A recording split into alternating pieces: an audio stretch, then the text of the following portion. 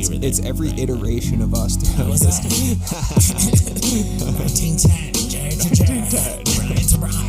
I mean, this is really philosophy, right? I mean, this is like, this is... That's Jare to Jare. This is Jare to Jare. This is Jare. That's Jare to Jare. This is Jare to Jare. Poisoning the airwaves. But we can't live without it.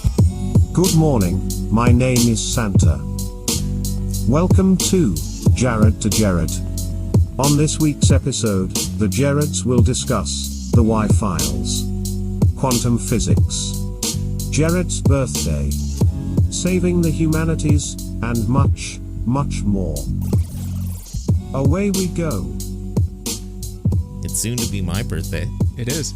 It's soon to be Anthony Hopkins' birthday. Right. Yeah. New Year's resolutions. You're here.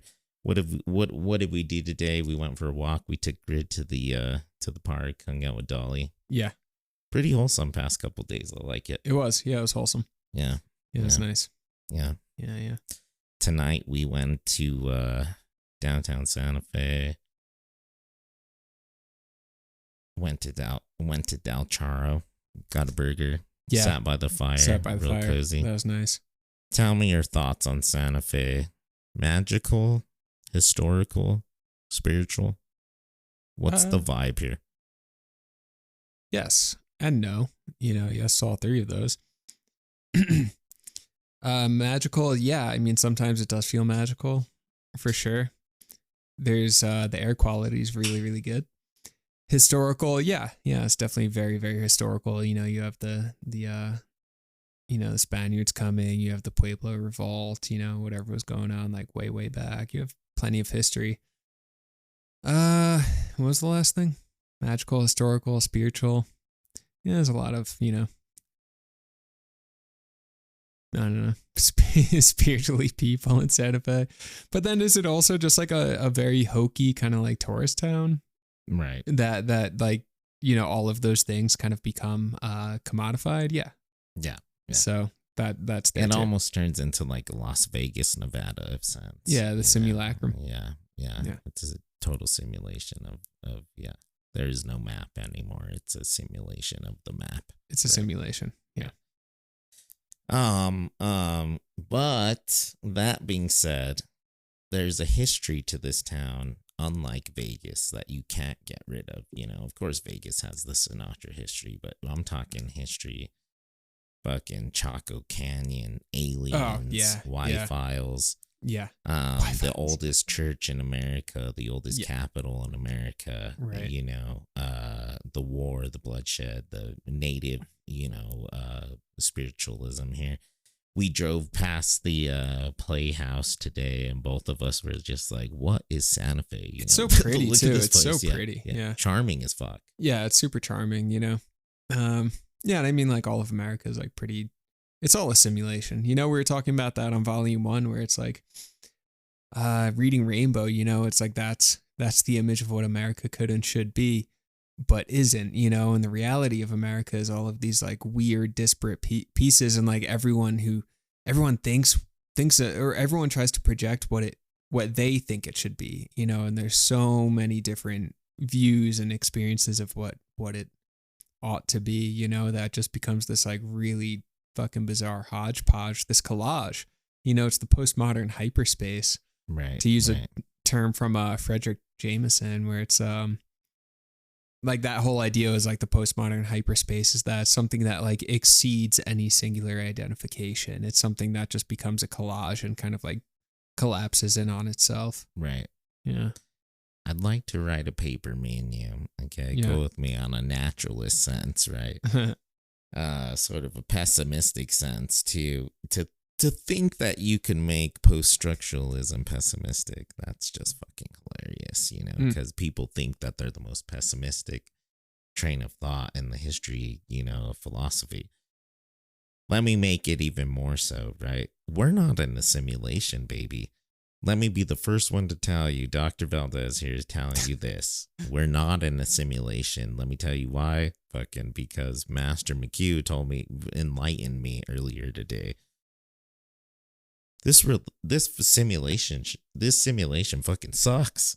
If this was a simulation, it should be so much better.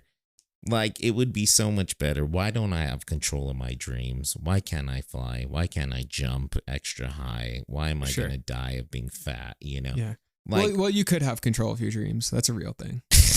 I mean, you know, it's pseudoscience, but you know. No, that's like very real. I'm talking like lucid about dreaming. That's like a proven real thing. No, I'm talking objectively. Fucking Jim Bob lucid dreams. Your dad lucid dreams. I'm talking everybody. I'm talking a better that's simulation. Just like easy You're the one who said this simulation. Well, sucks now I'm over earlier. it. No, you're going back. You're a pendulum over here. I can't keep up with this guy. Oh man, yeah. I mean, okay. Well, that's the thing, man. All right. I feel like one general working idea. We would make a way better simulation. I just want to finish on that concluding thought. Okay. Yeah. Sure. You know. But I kind of think our reality is created by, God as creator, right? I'm just play with this idea. God as creator, freaking like 16th dimensional being who like creates within the third dimension, which is our dimension, right? So an AI God, perhaps. Sure. Could be AI, could be organic, whatever it is, right? Right.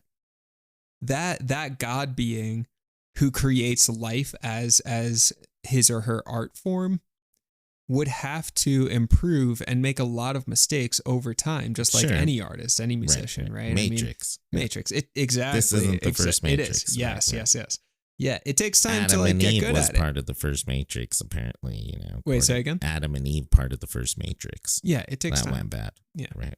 So like the flood. One of the Matrix. Exactly. One of the simulations that's fucking cool. Exactly. Oh, it's written into there it. shouldn't have been giants in the first fucking game. Yeah, it was killing too many players. Right? Yeah. So it's like it keeps getting maybe a little bit better each time. And maybe, you know, the 16th dimensional being is going to, you know, wipe this one out, wipe the slate clean at some point, maybe. And then recreate one that's, you know, a little bit better each time. Just like an artist, a writer, man, that first draft really not great. Let me go make some tweaks, you know. Now, this is the question. Yeah. The Matrix poses, which we've never talked about. All right. The Merovingian. That's a cool. Yeah. He's obsessed with, you know, not only ownership of the South. I sort of even see it as sort of like, you know, trying to get through, you know, this like Hindu, like, you know, reincarnation, beating your own matrix of time, right? Yeah. Being able to live into the next matrix, right? That's also against nature. The Merovingian, according to the Matrix, is not a good character. Right. That person is a necrophile. He needs to have been in love with the life that he was given in his matrix. Yeah. And been deleted with the rest of the file. Yeah. Well, what's a better simulation? True or not true? Well, I don't know. That's a hard one. I mean, because it would be fascinating too to like jump into like the next iteration of the Matrix, the next iteration of our simulation. You know, that'd be fascinating. Right. But especially maybe, if you're the Merovingian and can control a lot of the new simulation. Right. You know? I feel like we all are kind of like hopping into a new simulation. But what would be a better simulation? It's not a reality though. Like what we're in currently right now? Because let's think about it in terms of a union, right? Okay. All right.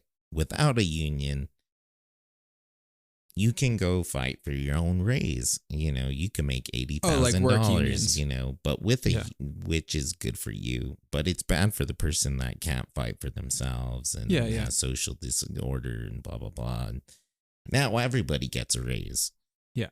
It's not nearly as big as what you would normally get, but everybody gets a raise. You know, it's a collective, right? There can't be a collective Merovingian.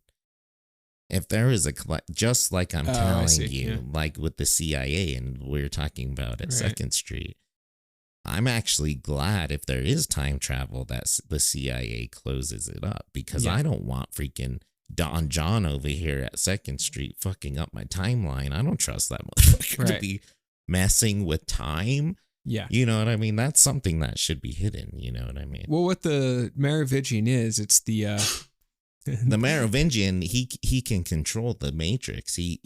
He's an enlightened being. We don't need those. He's the CEO, bro. He's but there can't be the millionaires and the billionaires. Exactly. Yeah, he's the millionaire and the billionaire who controls the game board, who's gonna jump on the spaceship to Mars to to escape the destruction of this current simulation, right? I mean, and jump his way into the next simulation. I mean, the Merovingian is, Elon Musk, Zuckerberg, all these people, right? And because we're not going to be on that ship, right? Like back to Prometheus, right? Yeah. Wayland. Yeah. Wow. Early episode. Yeah. Yes. But like, yeah, exactly. Wayland Corp. Yeah. Yeah, exactly. Right. Yeah. Good reference. But freaking, because we're not going to be on that ship, right? Presumably. Who knows? I don't know what life is going to hold. But all right, Elon and fucking his homies, all these people, SpaceX, they're going to like build the colony on Mars. We're just not, I mean, maybe if we get transported there as like servants and workers and shit like that, but it's like, let's be real, dude. It's like an objective, like example, just to cut in real quick. Fucking Walt Disney's like cryogenically frozen. So weird. I'm not going to be cryogenic. Right. You know what I mean? These are the Merovingians, Right. Yeah. See, exactly. And that's the thing. Yeah. Walt Disney, all of these hyper wealthy people who are like, essentially, trying to create an immortality project. They're the Merovingian, and they're trying to survive the simulation without realizing the extent to which they're part of the simulation. Right. And they're just going to carry the simulation with them to the next planet, the next simulation, whatever.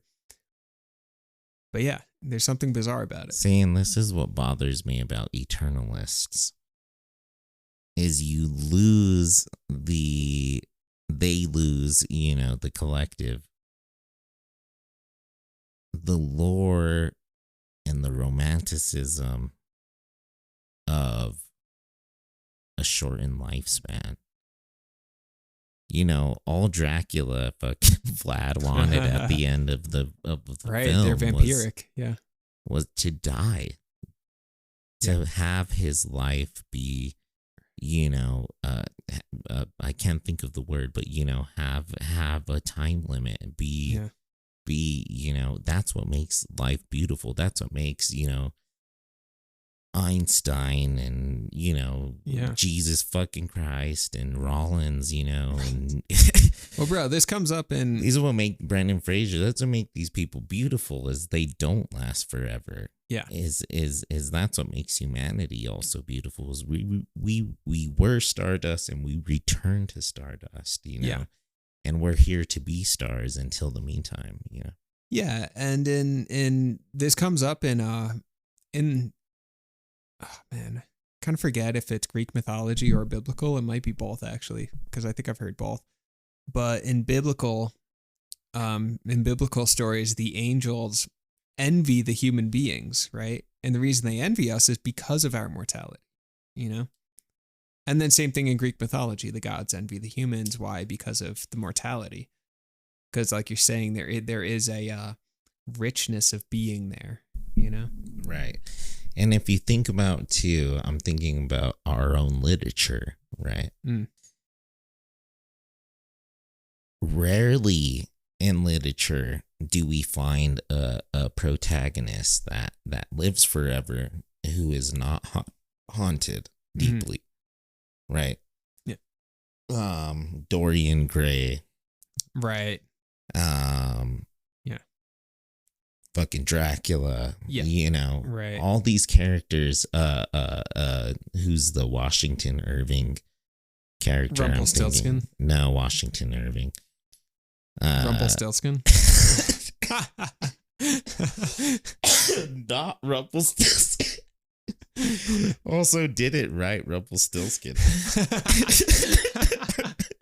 Rip Van Winkle. Rip Van Winkle. Yeah, Rip I got those names mixed up. Rumpelstiltskin. What's the dude? Rumpelstiltskin. Rip Van Winkle sleep. Wait, all right. Holiday character Who's who? makes you sign bad contracts. That's Rumpelstiltskin. Yeah. I'm gonna name my firstborn son Rumpelstiltskin. Please don't. Please don't. Oh, This is my son Rumpelstiltskin. Rumble Foreskin. What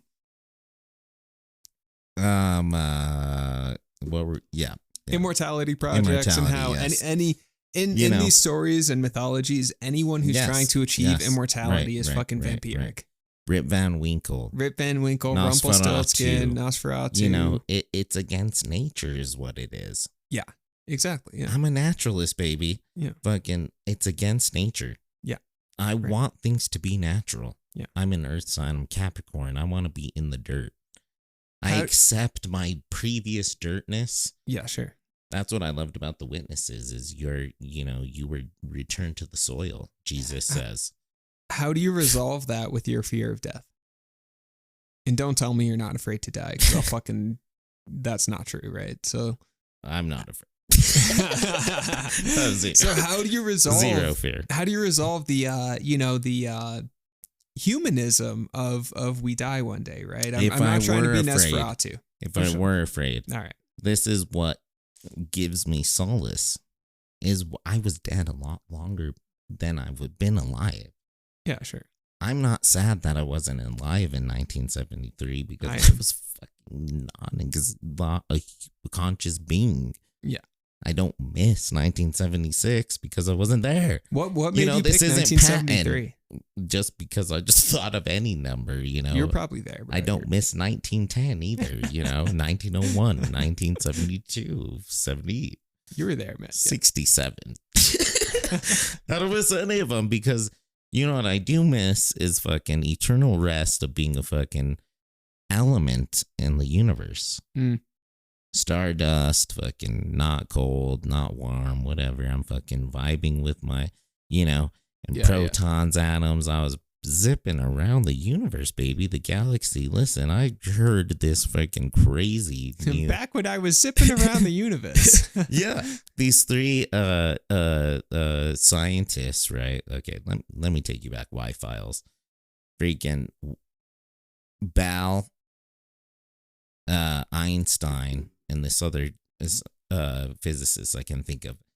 They were writing about these molecules that move faster than the speed of light.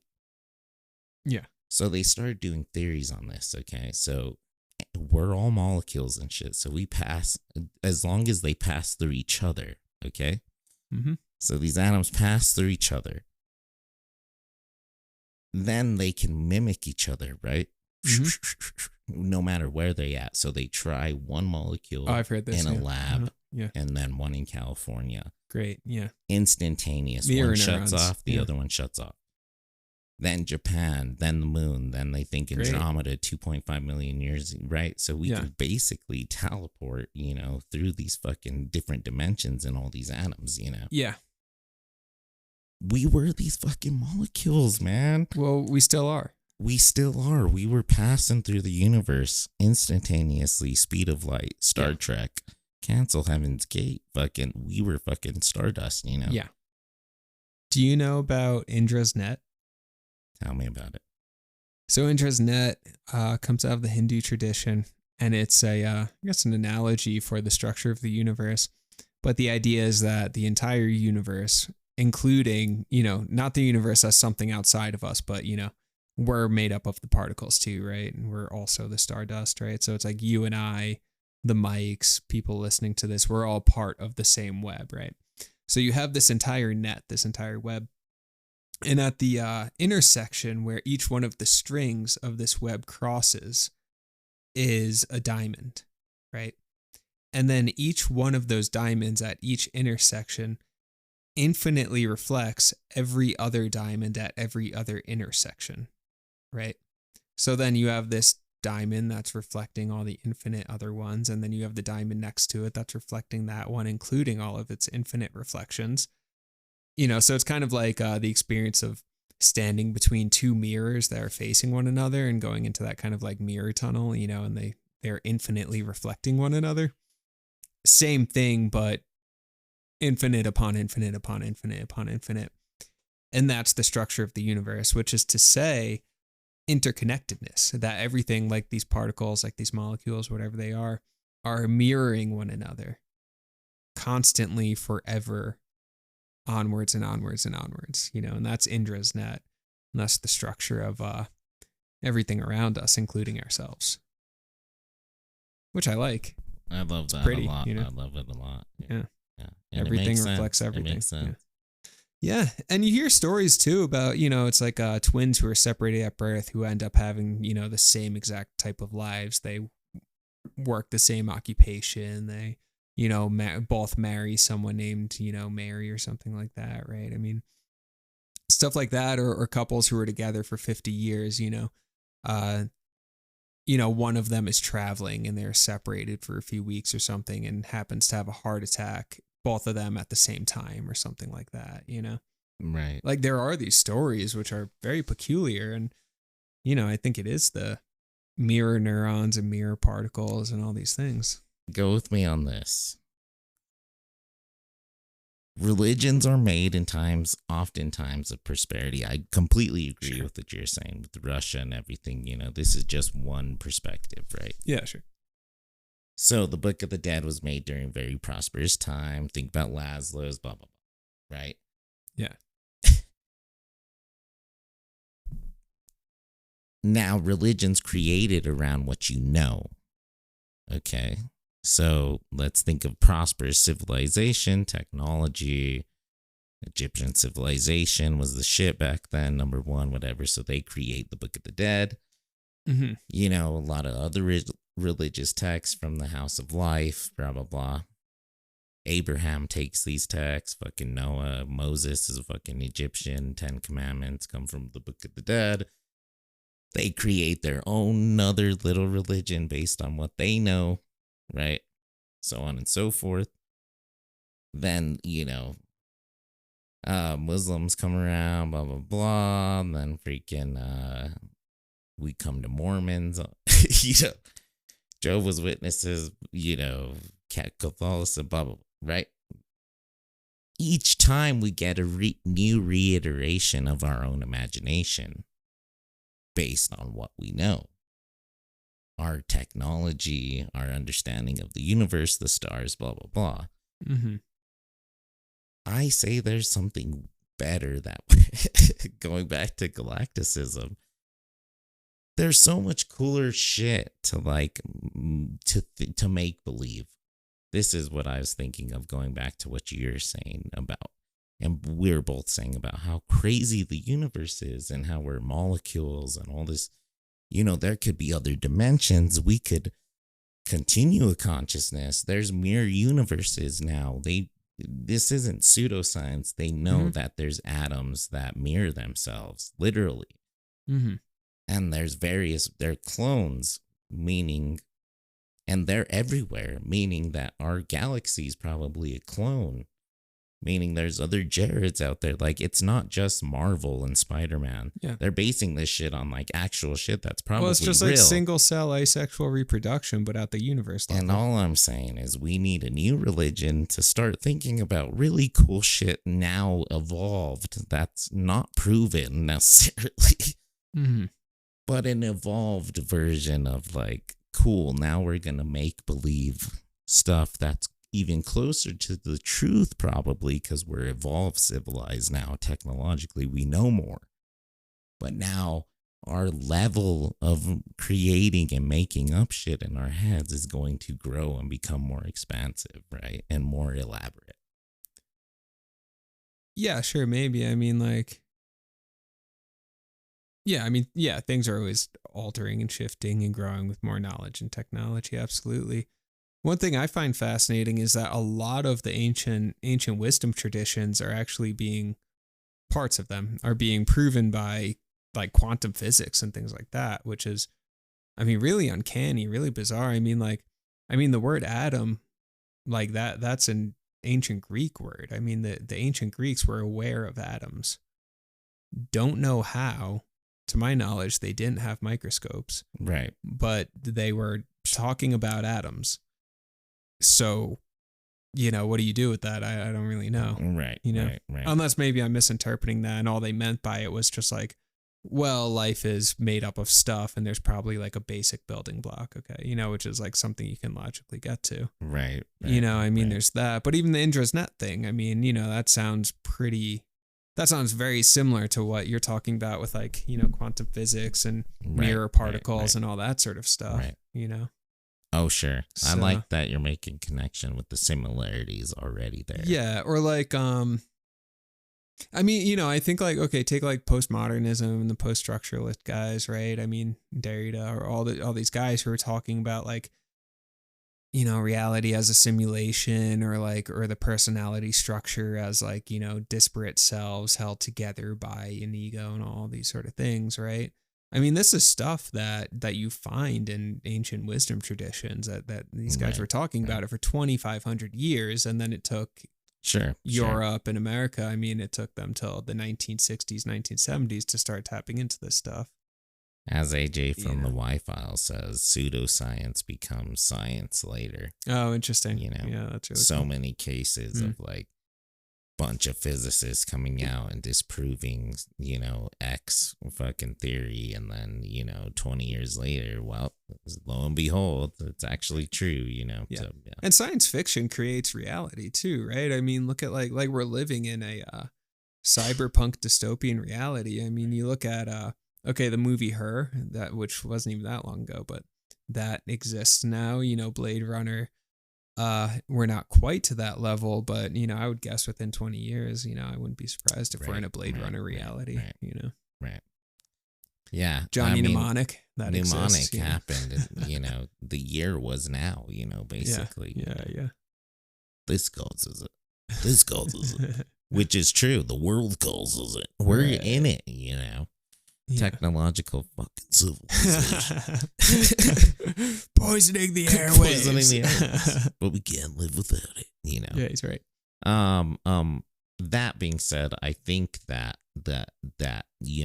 from an outsider's perspective, that religious thought to me only grows and evolves more radically as technology evolves.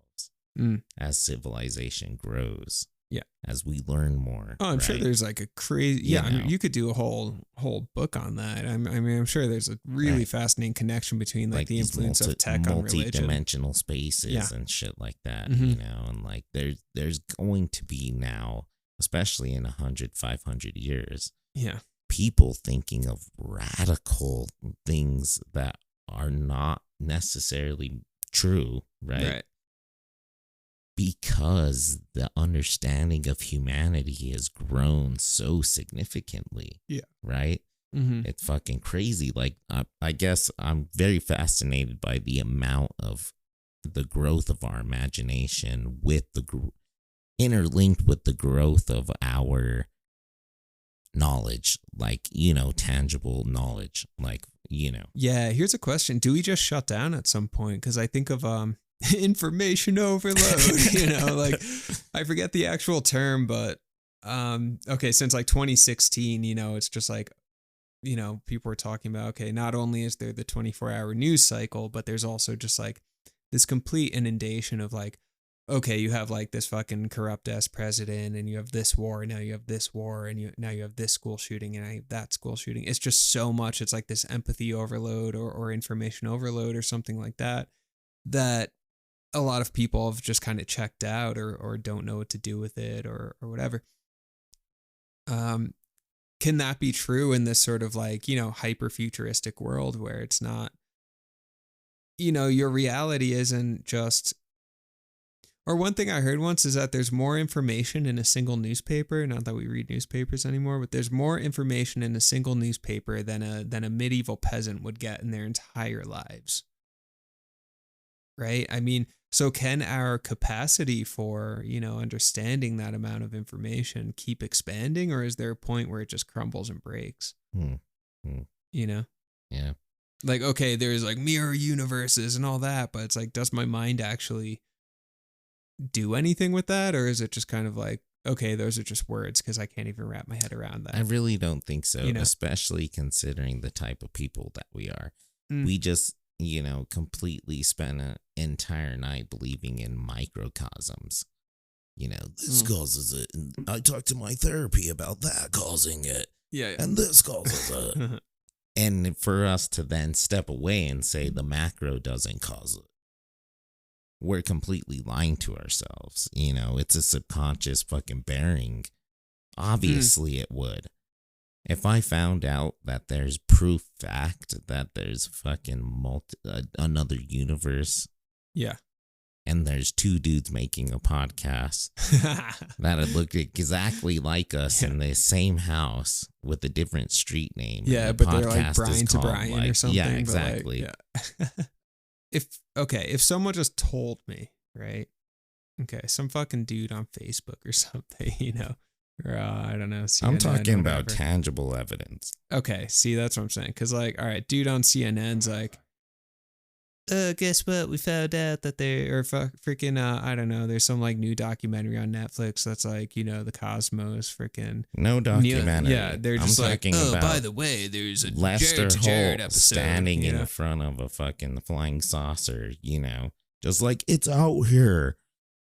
Look at it. Yeah. So, okay. All right. The personal experience thing, I'm like everyone's personal experience, small things impact us enormously, for sure. That stuff's real. And then is there a level at which, those macro societal experiences impact us enormously? Yeah, of course, okay, seeing the towers fall, everyone remembers that day, right? I mean, it left an imprint, right? Wherever you were in the country, wherever you were in the world, right? And then not just that example. I mean, there's so many examples of that. So those things are real, and the new information that we get does matter, in one pod I was talking about how just the photograph from 1968, I think it was, of the globe, no one had ever seen that before. And that really shifted, I think that really shifted our sense of who we are on this planet. And that was just an image, right? And, as an artist, it's images matter, right? It's something that's important to me. Yeah, I think so. I'm not opposing, that idea or something like that. I'm just questioning, I think, especially now, honestly, if I saw, okay, we've seen fucking UFOs. Well, not, like TikToks or whatever, it's still questionable. But I don't know. I guess what I'm trying to say is okay, if people are going to get up and leave their jobs and go live their true will and do what they know they're supposed to be doing in this life, they would have been fucking doing it already. It's like, bro, if some person is just being an indentured servant to the system today, they're going to continue to do so tomorrow, whether or not there's UFOs. It's you're either doing it now or you're not, Also, I feel like a lot of information is being revealed. Yeah. Via Discord, via, right. the news. I mean, yeah, online. Even just Congress is literally talking about aliens. That's so weird. You couldn't imagine that 10 years ago. Right. Where they're taking UFOs seriously. It's so weird. Right. To the masses, and we come to find out they've been taking it seriously the whole time. Yeah. And we'll soon to find out, probably, our next generation, their next generation will find out just how much they've been hiding, this whole entire time. And listen, this ain't no fucking Y-Files or conspiracy theory.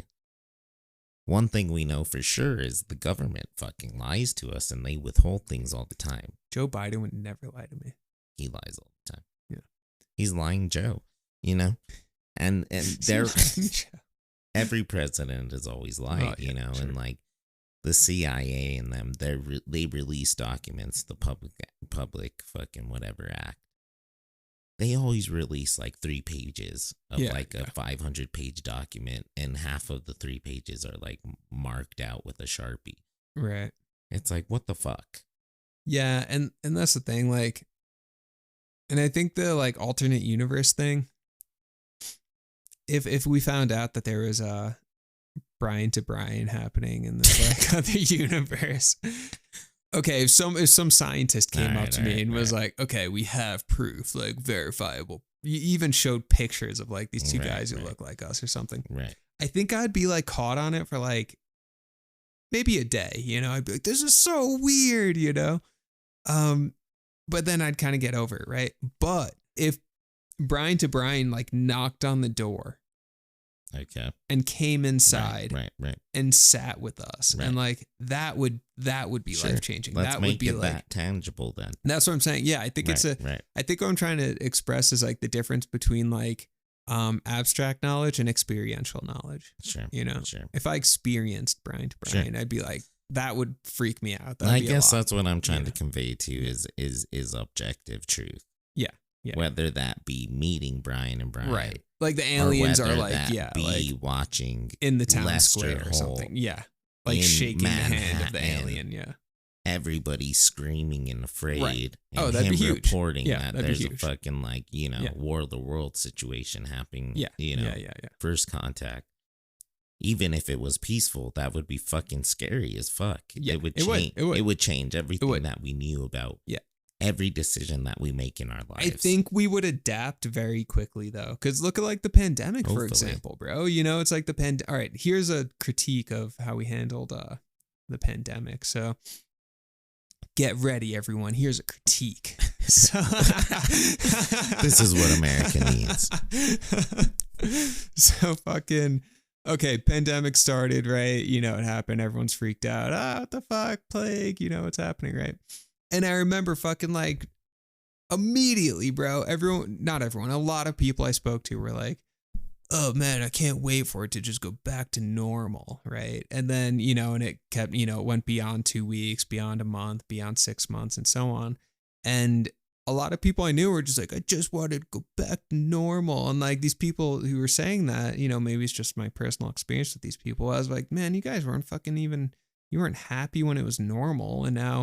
And now shit's like shifting and you're all freaked out and you just want it to be normal again. It's like, one, there is no norm. There is no going back ever, and it's like, what do you cling to? What do you want? And if anything, maybe this is an opportunity for positive change because like all of this like stuff is coming up that we're finally talking about as a country, healthcare stuff, race stuff, all this stuff. And then everyone's like, not everyone, a lot of people are like, I want it to go back to normal. Why, bro? The normal sucked, So what I picture in, alien scenario, alien invasion, whatever, I kind of picture a lot of people just being like, I just want to go back to normal. And then like, we're just going to integrate that reality the way that we integrated the pandemic reality, where now it's just like, oh, where it happened. Okay. Sometimes we wear a mask on a plane, but like, everything's kind of back to normal. Where the aliens happened, and like, yeah, it's pretty weird. Everyone remembers that day, but I'm still gonna like go to work and pay my rent and whatever. And kind of what can I do? Fine. Right. If they're peaceful, I mean, if they're attacking us and we're either gonna get War of the Worlds, we're gonna get hit by a ray beam or something like that. I mean, that's a different situation. Then you can't go back to normal. But if we can go back to normal, we will every time. That's all I'm saying is that, yes, I agree with you.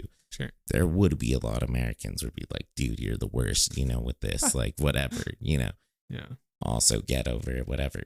But then there would be this there would absolutely be change. Yeah, explosion of like, wow, so many like Christians fucking off them. You know what I'm saying? Like, I think it would be crazy on a global. Me and you, Jared, we'd be fine. We would just need like 8 podcasts to get through it. We'd be good. Yeah, we just make another pod and be like, bro, how about those aliens? This shit's crazy. Like, dude, his eyes, bro. Yeah, and like, I mean, what you're describing too is like how people cling to their ideologies, right? Exactly, and like, if an ideology, if your worldview gets shattered, it's a question of identification. How much does a person identify with their worldview and with their ideology, right? Because you have some people who are really tied up in that, right? Oh God, here's hard evidence that my worldview isn't correct. And because my worldview is correct, I'm not correct. So now I'm going to go jump off a bridge, right? And then you have other people who are a bit more amphibious with their views and understanding and experience and change, really just more comfortable change where it's like, okay, here's hard evidence that what I thought was real isn't real. Okay, great. Let's what's real then? Because that's weird. Let's go explore that new reality, that new simulation. you know? And that's where the Merovingian falls short, right? Is because he's not trying to just fluidly, let go into the new simulation. They're trying to carry all of their previous baggage and shit into the new simulation. And the new simulation doesn't let you carry your shit with you into it. It's something that you have to go into empty-handed. Right. Yeah. Thus spoke Zarathustra. I like that. Yeah. Yeah. Zor, whatever the dude's name is. But freaking, what would you do? Let's okay, personal experience. It okay. would. I don't want to pretend like it wouldn't bother me. Sure. For me, Yeah, of course. Yeah. I think that it would deeply bother me. Like, I understand that there's other beings out there, and I more than likely understand that they've already been, like, the fucking panopticon on humanity. Yeah. And have been surveilling us. That being said, if I saw the Lester Holt shit, nonetheless Brian O'Brien walk into my house, yeah, it would be a lot. It would be a lot. It would be a lot. Mm-hmm. I'd question so much about, and I'd be angry about how I was raised even more. I'd be angry about choices I made, books I read that were fucking bullshit, or like times wasted and spent, government lying to me, just so many things would come up, Well, what's the future gonna be? Why am I making this decision? What the fuck am I, watching the Y Files? Why am I teaching out of college? This,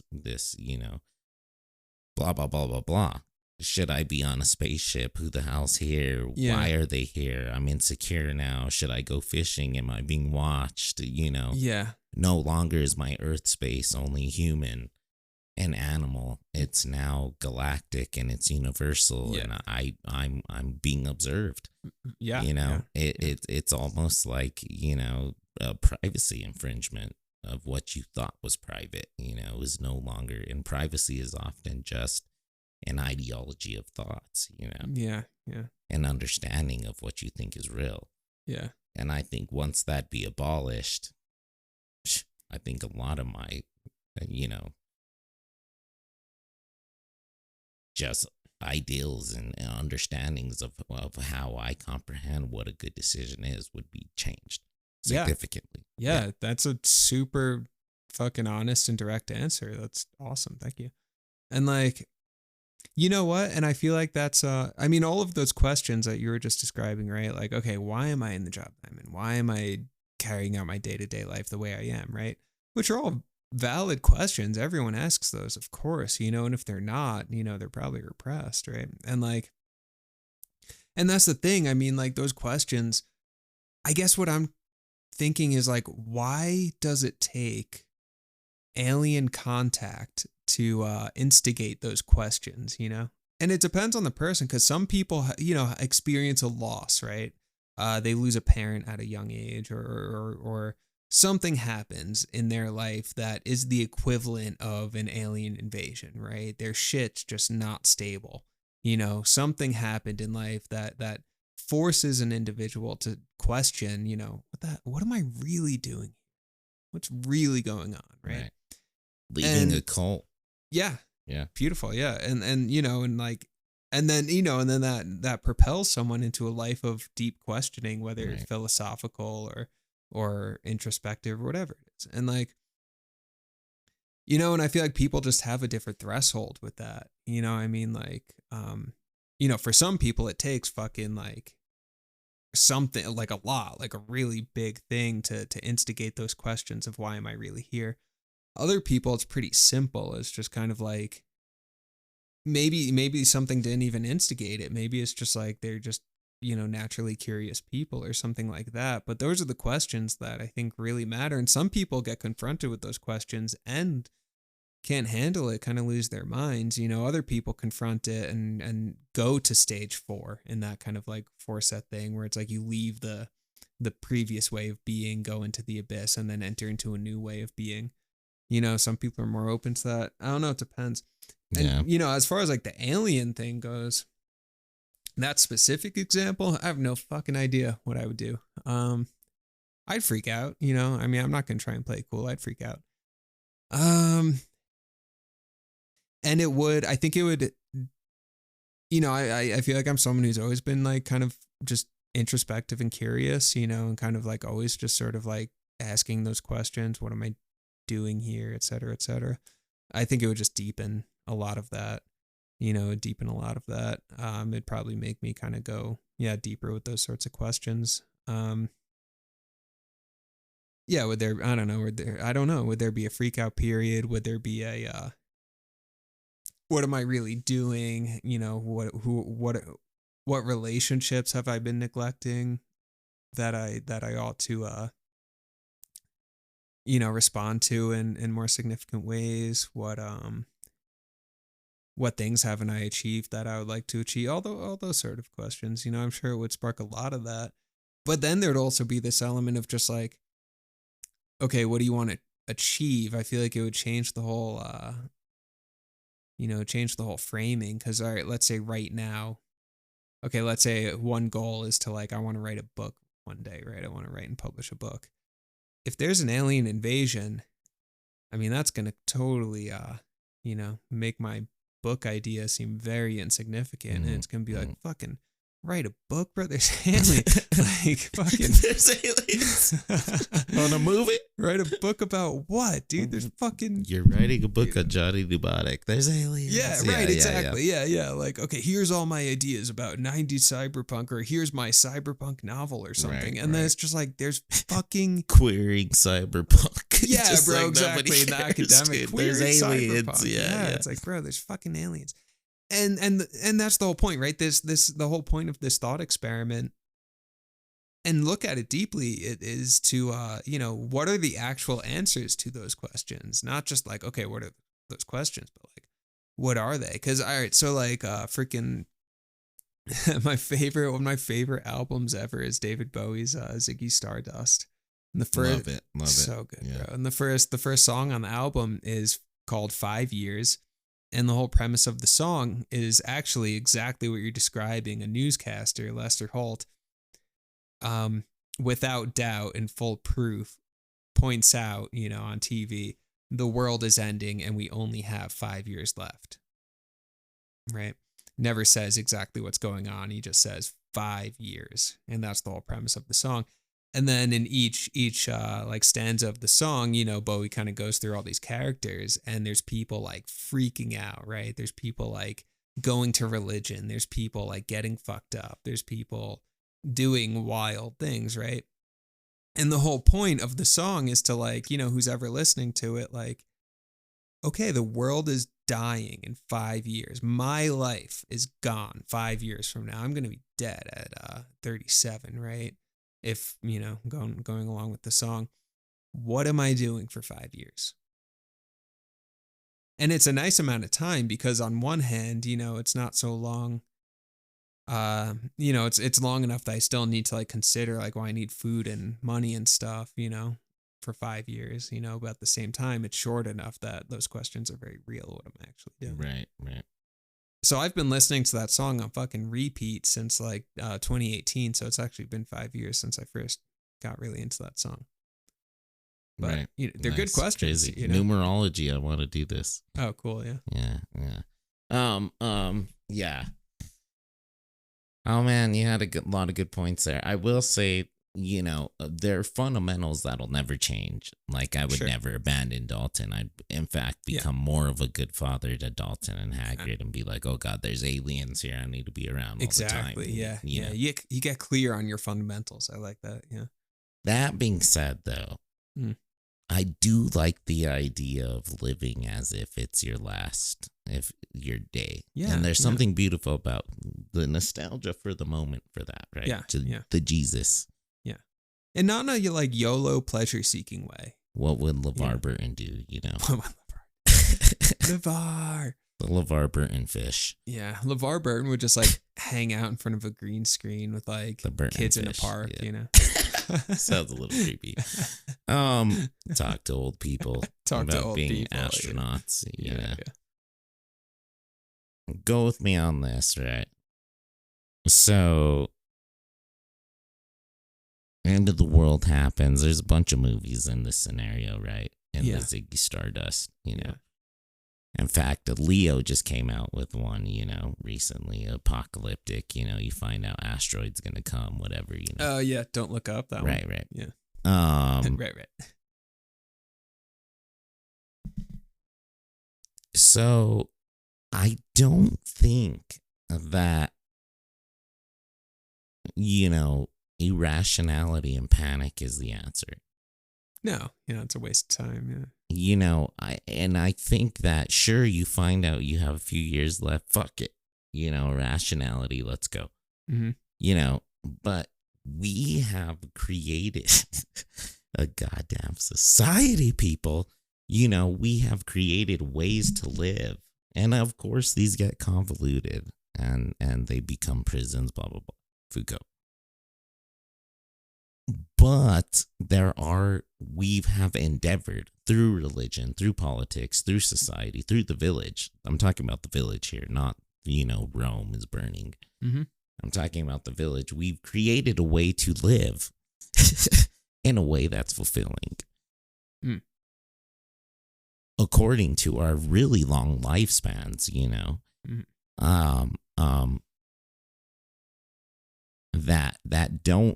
that don't include a fucking time scale of 5 years or a day or a year, asteroids coming, right?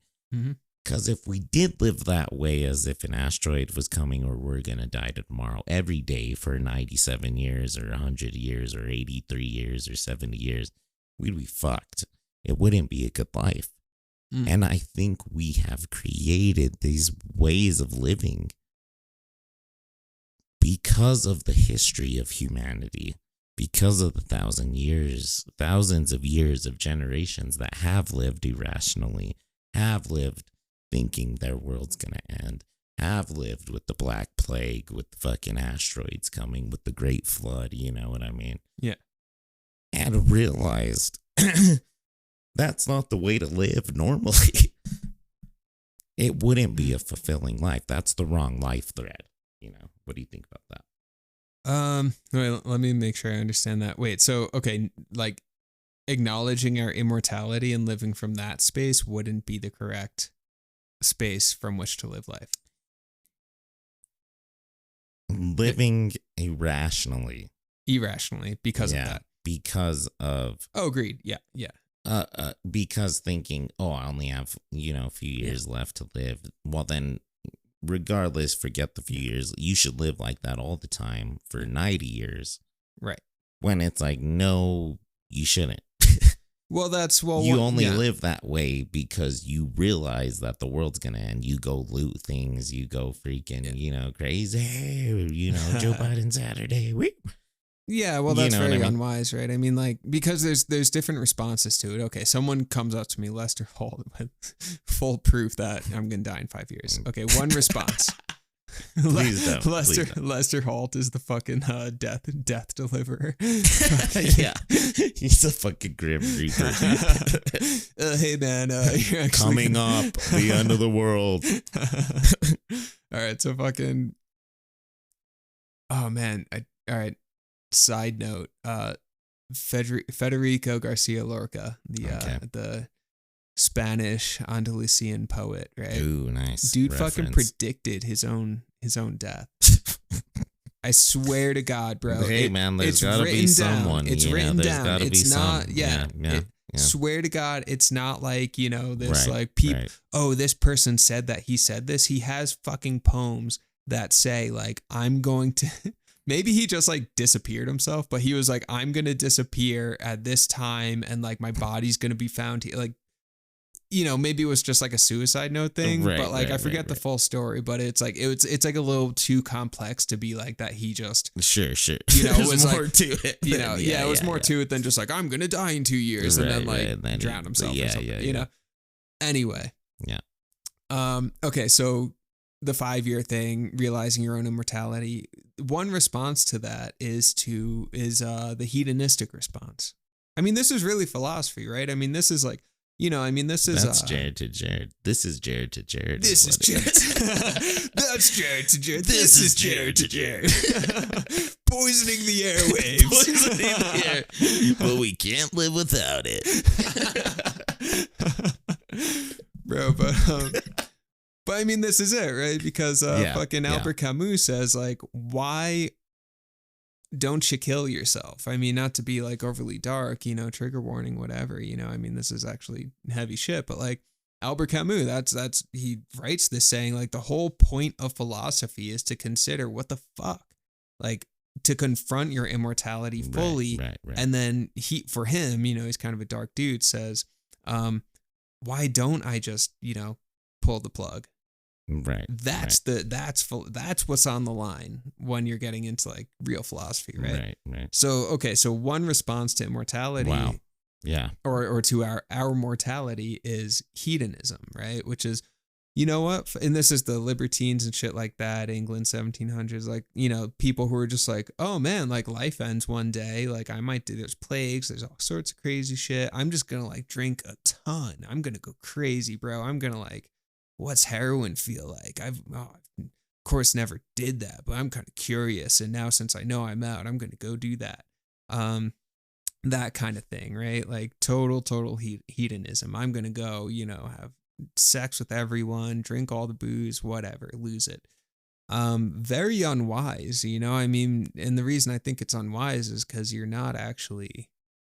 there's no progress in it. You're not getting down to the bottom of those real questions. You're really just trying to escape the fact of your mortality. Right. Oh shit, I'm going to die one day. Let me go drink a ton and party. Which is actually during the plague, people did that. Right. Like there were like cults of people during the plague who were fucking raging. Like they loved it. Yeah. You know? Party. Yeah, like they partied down hard during the plague. 1999. Yeah, and it was like, you know, institutions were dying, so the church couldn't, like, you know, just like condemn everyone who was having sex. So they were like, let's do it, baby. You know? Right. Spread the plague, you know? Right. So that's one way, hedonism, and that seems very unwise to me. Yeah, because again, you're not getting to any true answers. No, you're just trying to escape. You're working out of escapism. It's escapism and irrationality for the moment. In the situation. Exactly. So agreed, bro. When you talk about like, you know, living from that place of irrationality, I don't think that's a useful way to do it. Dude, you really opened my mind right there for a second there for a little while. Cool. I just realized the importance of the humanities, of the English department, literature department, philosophy. Yes. Becoming human. This causes it. This causes it. This causes it. Freaking. Hey, MDs. Fuck you. He said it. You know, mathematicians, fucking this and that, you know. Yeah. This fucking, when I need, hey, if I have a neck bone connected to the knee bone problem, I'll give you a call, all right? But fucking this here, this is the fucking the birth of humanity, baby. Yeah, it is. Philosophy is this is what separated us from the animals.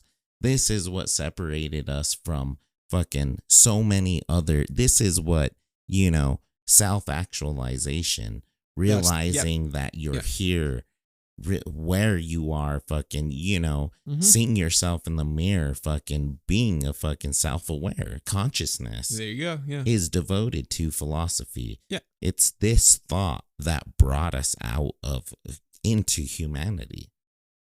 Yeah. The earth became ours because of philosophy. Yeah. Yeah, exactly. Yeah. Yeah. And it matters, you know? And it matters not at the expense of anything else. I mean, you know, everyone's rowing the oar on the world ship, you know, everyone's got a different oar. Well, yeah. And not to put down anybody else, but I'm just saying the grand concept too of the social concept. Yeah.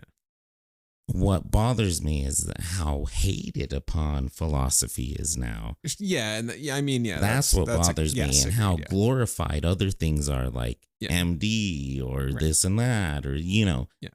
This is what makes us human. This is the most difficult. This is what should be, you know, at least equal in equal footing, right? Yeah, agreed. And I mean, you know, it's like look at where industrialization has gotten us, right? Where it's like we're the most materially comfortable society in all of human history ever, over fucking 100,000 years. But look how fucked up we are, bro. I mean, that's what it is. I mean, and I'm not saying that we should reject these comforts. They're quite wonderful, in medicine and all these things. Modern dentistry, I mean, holy shit. So valuable. But, for some reason, we it seems like we're always kind of like cutting something out. We're always picking one thing over the other rather than just sort of integrating everything, because it's like, yeah, because it's like, that's what I'm saying. I'm not rejecting the neck bone to the knee I love bone. being in this hyper comfortable society, but like, why do we all have to be so vapid? Save my life, heart attack soon, whatever. Yeah. Freaking, but don't hate on what created medicine in the first place, which was early human beings philosophizing. Right. Philosophizing about spirituality, about death, about the stars, about the body. Yeah. Which led to medicine, which led to science, which, we literally owe everything to Jared and Jared's throughout history, metaphorically speaking. No, bro, it's us, down, bro. It's Brian. It was Brian. we were there. We were there. It's every iteration of us. How was that? 1910, Jared to Jared, Brian to Brian. We were there, right? But it really is owed to two freaking once upon a time cavemen that sat down, lit up a rock, had some good moonshine water, and started talking about, hey, man, this forest is wild. Mm-hmm. What is this? Right, that's all. Right. There'd be no law. There'd be no lawyers. There'd be no MDs without two beautiful human brains sitting down to think about, or fucking multiple humans sitting down to philosophize and think about, our place in this world, in this universe, in this space. Yeah, it's just philosophy. What is this? Humanities, human itties, right? Yeah. Humanities, Yeah, and I mean, philosophy is the root of everything else, right? Because it literally means love of knowledge, right? I mean, it's that singular question of what is it, what is it, what is it, what is this, and then that leads to what is this? Okay, well, what is the nature in front of me? Okay, let's start up. All right, biology gets invented. Okay, what is inside my body? Okay, anatomy gets invented, right? Okay, what is illness? Medicine gets invented, right? But I think philosophy is sort of like the root, I don't know what to call it, root energy or root skill or something like that, from which the fruits and the flowers of all the other subjects and areas came from. Right. There's this movie with Steve Carell where, the world knows that an asteroid is coming. It's called Like a Friend for the End of the World. And he's an incel, basically. Like, just like 40-year-old loner, 40-year-old virgin type dude. Yeah. And he's like, fuck it, I'm, gonna go be social. The end of the world's coming. Okay. So he goes to like a neighborhood party, does like coke with the people there. He'd never do that before, whatever, like party down. And he like ends up meeting like, the love of his life there, and they end up spending the rest of that year together at the end of the world. And the final scene is them in bed together, cuddling and just like, completely at peace with each other as like, the window in his room turns light with the asteroid. Boom, end of the world. So there is the moral of, he should have just done that anyways, right? Without the fucking, right, And we get into these incel things where we do need a carpe diem and we do need to seize the day. And we do need a jolt, to get us out of a rut, because ruts are real too. So, yeah, ruts are real. And like, yeah, I keep coming back to the word authenticity lately, but I think like so much, I feel like for me, okay, 5 years, it's or this movie, you're talking about Steve Carell, it sounds like that character was it was okay, well, let me unlock these repressed desires for socialization, whatever, community, all these things, and go pursue that because there's only a year, and, forget whatever part of me was like repressing those desires. Let me go do what I authentically wanted to do. I think it's just about unlocking your own authenticity, Yeah. And, and then that takes different shape, right? Because for some people that might actually be plague era partying, party down for a year or whatever. For someone else, that could be, oh my God, I've never been alone. I've spent so much time socializing and running away from myself. Maybe I need to spend this last year before the asteroid hits, journaling in the woods by myself and getting down to who I really am, So it's just going to be different for everyone. Right. For someone else, like there's a great, Jim Morrison has a great line, where he says, oh God, what was it? Oh, he's like invoking the muses and the gods and all that shit. And he says, grant us one more hour to perform our art and perfect our lives. So, for other people, it's like just one more hour or two. It's the Titanic, right? The Titanic's going down, and you have the guys who are like, let's play one more song, the string band there, Grant us one more hour to perform our art and perfect our lives. On behalf of the Jareds, thank you for listening. Follow and tell your friends about the show. The Jareds will be back next week, and always remember, seeing isn't believing. Believing is seeing. See you next year. And Merry Christmas.